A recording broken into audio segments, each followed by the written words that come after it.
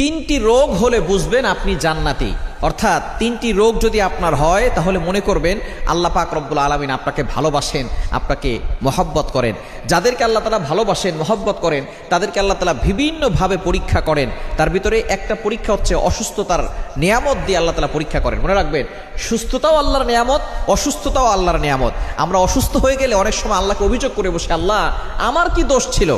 কত মানুষ সুদ খায়, ঘুষ খায়, তার কোনো সমস্যা হয় না, আল্লাহ তুমি শুধু আমাকে দেখো, খবরদার এরকম অভিযোগ করবেন না। সুতরাং অসুস্থ হলে তিনটি রোগ যদি আপনার হয়, মনে করবেন যে আল্লাহ আপনাকে ভালোবাসে এবং আল্লাহ আপনাকে জান্নাত দিতে চাচ্ছেন। এক নাম্বার হচ্ছে যদি জ্বর হয়।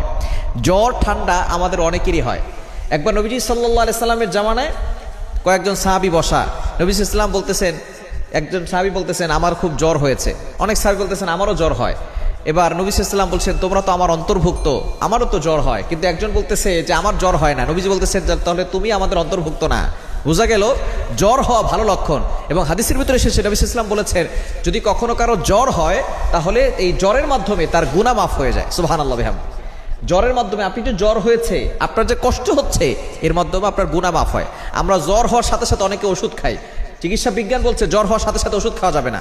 যখন শরীরটা একটু গরম হয়, জ্বর হলে ভিতরের যে ব্যাকটেরিয়াগুলো আছে, ভাইরাসগুলো আছে, এগুলো আস্তে আস্তে মরে যেতে থাকে এবং আপনার ভিতরের দিক দিয়ে আপনি সুস্থ হতে পারবেন।